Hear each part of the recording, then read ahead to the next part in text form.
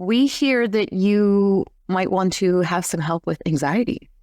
Yes. Yeah. When I heard about the anxiety protocol, I was very intrigued. There's a specific incident right now that you have some anxiety around. So whether it's a presentation or a meeting or maybe a move, because you seem to move around a lot. Yeah. Well, I am trying to start to host my first retreat.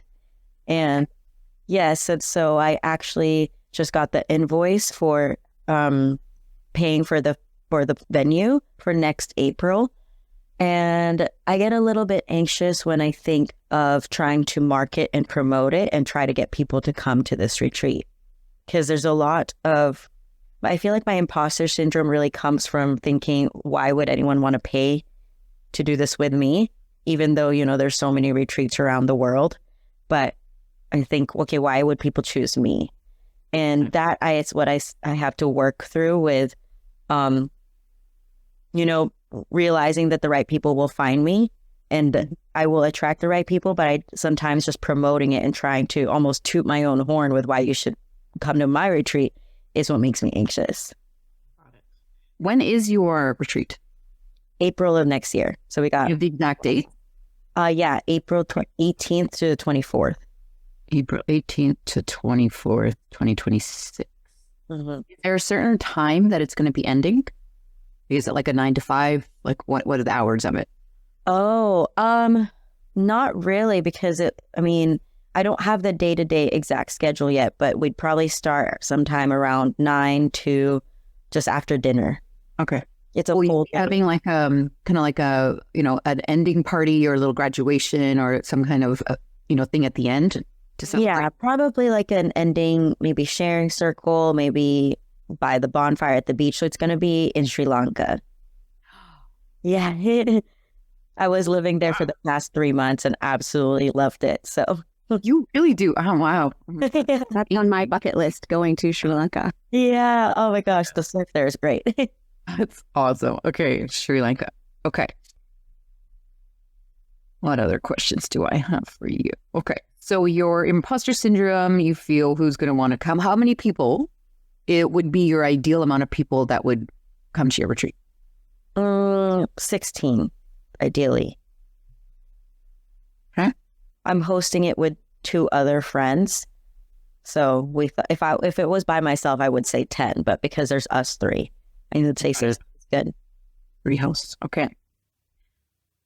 Melissa, do you have any other questions before I explain how it's going to go? Just, you mentioned that you're feeling anxious around the marketing of it and the imposter syndrome is coming up. Where are you feeling that in your body? I just want to understand a little bit more around that. I think more like tightness in my throat. Okay. And when that imposter syndrome kicks in, what happens? Do you just kind of stall and get stuck? Yeah, I have noticed that I tend to procrastinate on, sharing posts on social media. And I know that it's something I need to practice. Then once I start doing it more often, then I get the momentum. And I think I'm getting there. I've done a lot of inner work for this, but I still feel that sometimes I overthink it and instead of actually just going for it, I just kind of stall, like you said, stall. Right. Yeah. So if we could release that anxiety around the imposter syndrome, then that's going to shift your ability in how you move forward towards this retreat and the successful completion of your retreat. Yes, exactly. And I think on a deeper sense, I think it's me actually charging people for something that I find so fun to do. Because it's like, it's just all fun and games. Like, why would I charge people for this? But I think I'm learning that we have to play with our strengths. And it's just one of my strengths to, connect people. And to me, it's like, it's okay to charge for that. That's what I have to work around on.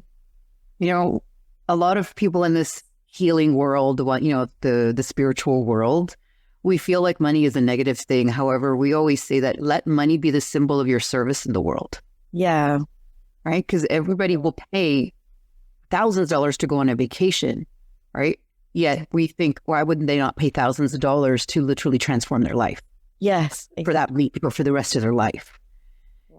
But we shift them. We have lots of other tools that we can help you with, shifting like the limiting beliefs around money and the value of money and what it means when it comes to doing this type of service. Because it sounds like you are very big on serving, and at the end of the day, that's what we want to do, is actually uplift everybody and help them get into their own way, as we call it, right? Right. Yeah.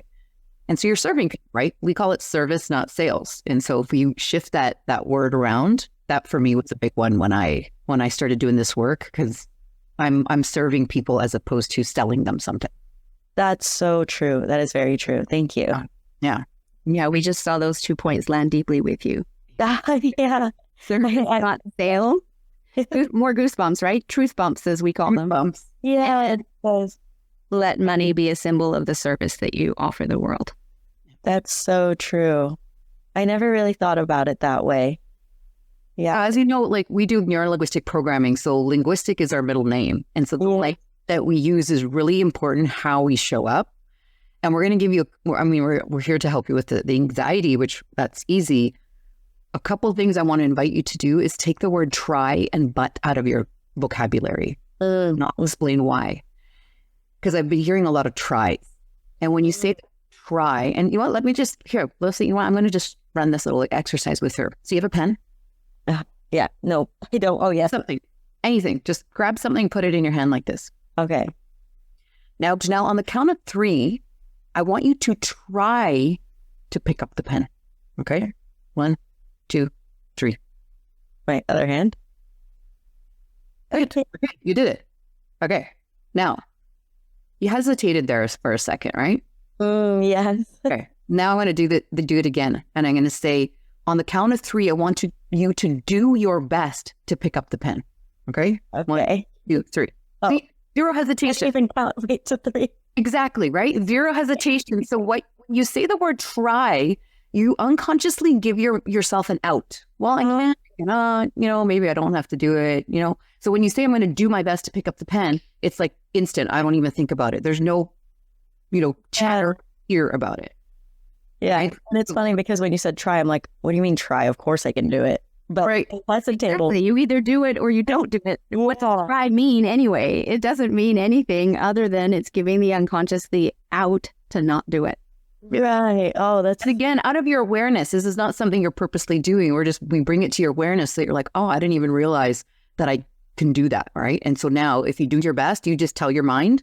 Your unconscious mind is like a little toddler, by the way. It literally needs very strict instructions, We don't tell a kid like, hey, do you want to go try to put your jacket on? It's like, no, go put your jacket on. We need to, right? Same concept. It needs very specific instructions. So that's one. And the other one is the word but. If you say, I really want to have this beautiful retreat, but fill in the blank, you unconsciously just deleted everything that you said you wanted.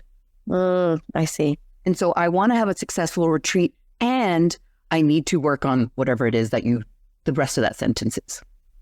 I see. Okay. Yeah. Try, but both of those words, get them out of do your best. Yeah. I need to be more conscious about them because I didn't even realize how much I was saying them in We don't. 10 minutes I was doing. One of our big jobs. Yeah, go ahead, Melissa. And be aware of it in your social posts as well. It's not just the spoken language, it's the written language. And I will give you a heads up that ChatGPT loves the word but. And so if you're using ChatGPT, you need to go through and also edit or specifically say, do not use the words but and try. Oh, wow. It's in both written and verbal language that it has the same implication. And so the message that you're wanting to put out about your retreat to your potential clients is all around the possibilities for them. And if you start putting buts in, then you're going to cancel out some of that. I see. Which is why we use neuro-linguistic programming as one of the modalities to help people get out of their own way, is because NLP is literally using the language of your mind to obtain your desired result. Well, if your result is not where you want it, it's likely that the languaging that you're using is preventing you from getting there. And so like bringing that awareness of how am I speaking to myself? What am I focusing on? Which really comes back to anxiety. The anxiety is your unconscious mind. It's your unconscious mind's way of saying, hey, Stop focusing on what you don't want. Start focusing on what you do want. And so that's the shift. I saw that land. That's the shift for anxiety, where it's like you're thinking of all the things that could go wrong. If we can shift it to the unconscious mind, say, okay, I'm not going to worry about that because that's a hypothetical. I'm going to focus on what I do want to do and what I need to do and the success of it, which is basically what this whole anxiety protocol is based on. I see. Yeah. Everything that I can control versus all the things that I'm making up in my head that are all things I can't control anyway. Right. Yeah. That's such an interesting way you put that, because we all kind of understand what anxiety is, like worrying about things you can't control, like you said, Melissa, but using it as it's almost like a little radar of like, oh, this feeling, you should focus on something else. Billie loves to call it, police days, the rumble strips on the side of the road, right? When you hit the rumble strip, it's like, oh, I'm getting out of my lane. I got to get back in my lane. Right. Have you ever driven and you feel like the steering wheel, yeah, it this rumble strip? That's literally the unconscious mind saying, stop focusing there. Like, get back to where you need to focus. Right. Instead of thinking it as like I'm an anxious person and like identifying with it, it's just like a radar, a trigger point of like move something else. Oh, that's so. I literally can say, thank you, unconscious mind. Okay, I'm going to start focusing on what I need to focus on. Yeah. Because it's on that grows, right? It's your thought process is creating your reality. Yeah. So if your reality right now is imposter syndrome and I'm worried about all these things, it's your thought process that's creating that. So if you can learn to shift that thought process into, okay, I need to get this done, I need to get that done, that helps with the procrastination, which we have other really cool anchoring techniques that can help you with procrastination to get you into that motivation. And this is just literally one of those things that just gets you back onto the road that you need to get back on and back into your lane. Gotcha. Wow. Okay. And to your point about I'm an anxious person and taking it on as our identity, that's because there's so much talk about it in society in these days, right? And it becomes part of our programming. And again, our work is to rewire the neurology to shift the programming that no longer serves and shift it to something that is serving to you. And anxiety as an identity is never going to serve anybody. It doesn't need to be an identity. It is literally just get back in my lane and focus on what I can control, and I can keep moving forward. Yes, exactly. Nell, have you seen that movie Inside Out 2? Yes, of course. It's so funny when that first came out, because I have little children, they're 8 and 9. Yeah. And I was, why are they making anxiety normal? And it actually upset me because there's a lot of people that, like Melissa said, they use it as a crutch. They use it as like a excuse to stay on victim island, as we call it. Right. I have anxiety, so I can't do these things. Cancel. Except when I watched the movie, I realized every single emotion, whether it's good or bad, is there literally to serve a purpose. Yeah. It's there to serve a purpose. Now, as long as you don't let anxiety take over, which is what happened in that movie when it just started going all crazy, control. I cried in that moment. Right. And that's literally what happens is people get stuck in that anxiety, and they get stuck in that emotion. Mm-hmm. And this protocol that we're going to teach you literally just helps you release it again if it does get into that, because life's going to happen. We can't control that. However, we can give you some tools and techniques that once it gets stuck there, I have that lifeboat, that lifesaver that can help me get back over here to Solution City as opposed to getting stuck on Victim Island here. Oh, beautiful. You ready? Yes, I am. All right. That was all. You take it away. So we are first going to elicit your timeline. And I'm just going to take you through a process, and you can I want to make sure I can see your hands though. So you're able to adjust, because I just want you to be able to point in a direction, and I need to be able to see that where you're pointing in relation to your body. That's perfect. Okay. Awesome. So I'm just going to ask you to take a deep breath. Inhale, exhale, get out of your head, breathe down into your body. Another nice deep breath. Nice exhale. Good. So Janelle, if I were to ask your unconscious mind where your past is and where your future is, I have an idea that you might say it's from left to right, or front to back, or up to down, or in some direction to your body. And it's not your conscious concept that I'm interested in, it's your unconscious. So if I were to ask your unconscious mind, where is your past? To what direction would you point? Behind you. Good. And your future, what direction would you point if I asked your unconscious mind where your future is? To the front. Perfect. So now would you bring to mind the directions that you pointed to? Do you notice that they imply a line? Yeah. Perfect. Now, when I say a line, I don't mean to imply only visual, because in a moment I'm going to ask you to float up above that line. And by float, I also mean as sounds floating in the wind, or floating in the bathtub, or visually. However you float above your timeline is perfect. So can you just float up above your timeline? Up above your timeline. Good. Make sure you are looking through your own eyes. And now, remaining above your timeline, just float back into the past. Good. Are you there? Yep. Yeah. Good. Float back toward now and stop there. Are you there? Yeah. Good. Now, facing toward the future, float up higher and farther back into the past. And now float into your future. Well, are you there? Yes, I think so.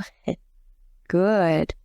Now float up higher and higher and higher. Float so high that your timeline seems like it's only 1 inch long. Oh, Good. Float back to now and float down into now and come back into the room and open your eyes.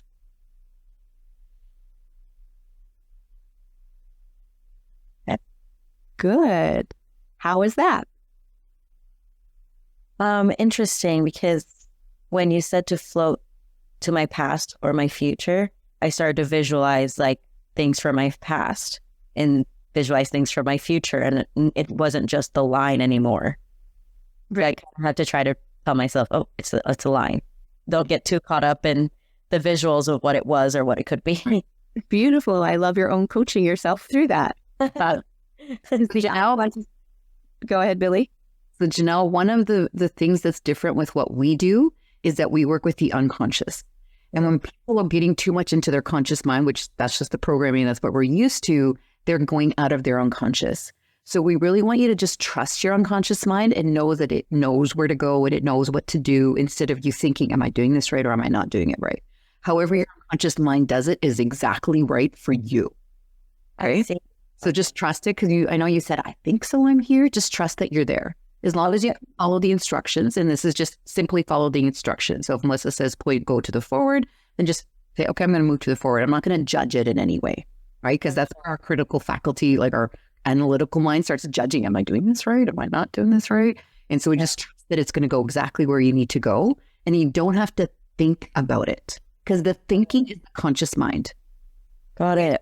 See how you feel, because your unconscious mind is all in your body, right? It's your nerve system. So just trust your nervous system to go where it needs to go, and just follow the instructions is the easiest thing I can say without worrying about it. Got it. Okay. Thank you. All right. So now we're going to go play again on your timeline. Are you ready? Yeah. Excellent. Just take another big inhale and exhale. Get back into your body. Beautiful. And now, Janelle, just float up above your timeline. Back up above your timeline. And now I want you to go out above the future to 15 minutes past the successful completion of your retreat in April of 2026, after your final closing circle on the beach. That event about which you thought you were anxious, successfully completing your retreat with 16 paying clients. And tell me when you're there. I'm here. Good. Turn around and look toward now along your timeline. And now, where's the anxiety? In my body? Or no, I don't feel it, actually. Excellent. That's the result we're looking for. Beautiful. So come back to now along your timeline. Just float all the way back to now. Wonderful. And when you're at now, float down into the room and open your eyes. No, Wonderful. interesting. And so, Congratulations. yes, congratulations. See how quick it is when we work with Yeah, wait, what? because it's so quick. Hold on. I'm gonna push my button. Oh my gosh, those buttons. When you asked me where's the anxiety, I felt my conscious thinking mind think, where could it be? It could be in my body, it could be my thoughts, or like, and then I realized, wait, I feel at ease right now. So it's okay to feel at ease. Yes. Really interesting that I was almost searching for where it could be.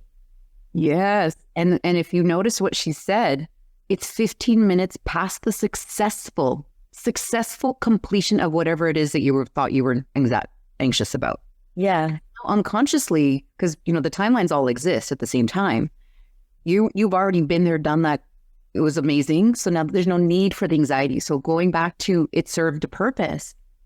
There's no need for that anxiety anymore because it's already been successfully completed. And so then now that's why you can't find the anxiety anymore, because there's no purpose for it anymore.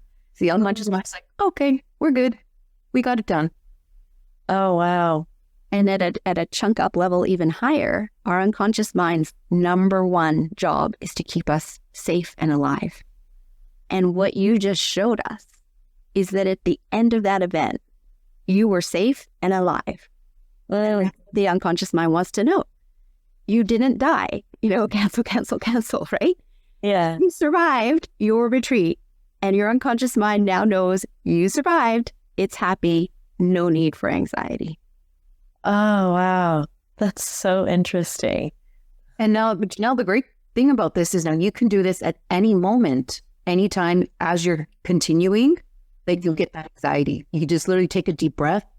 The reason why we breathe out into our body is, again, get into our body, our unconscious mind, not our monkey mind.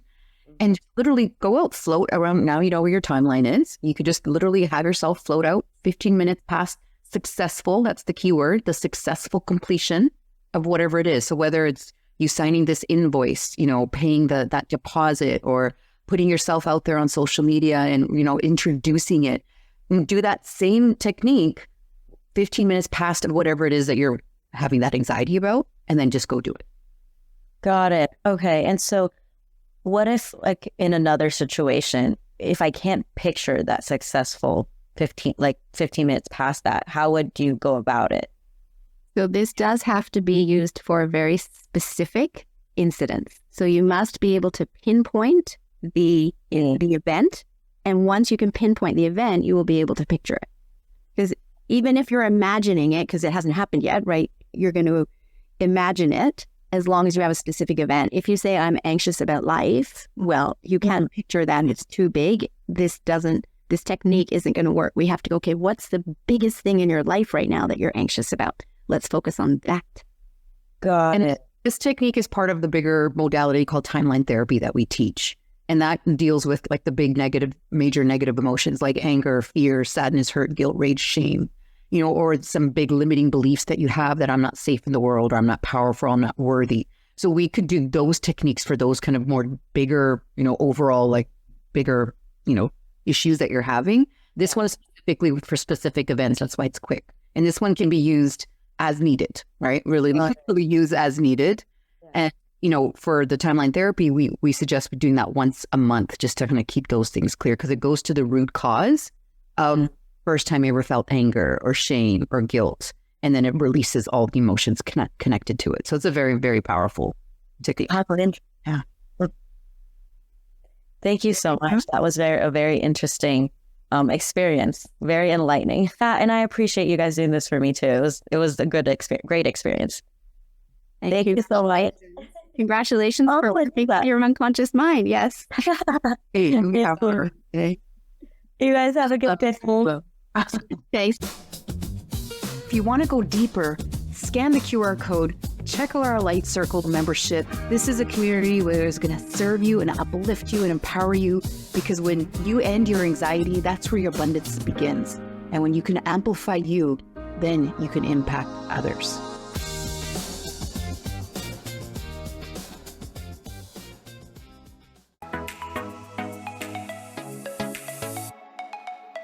Hi, this is Michelle Abraham from the High Vibe Podcast Network. We are honored to have Billie and Melissa's show clear the screen on our network. For more amazing shows just like theirs, head on over to highvibepodcastnetwork.com.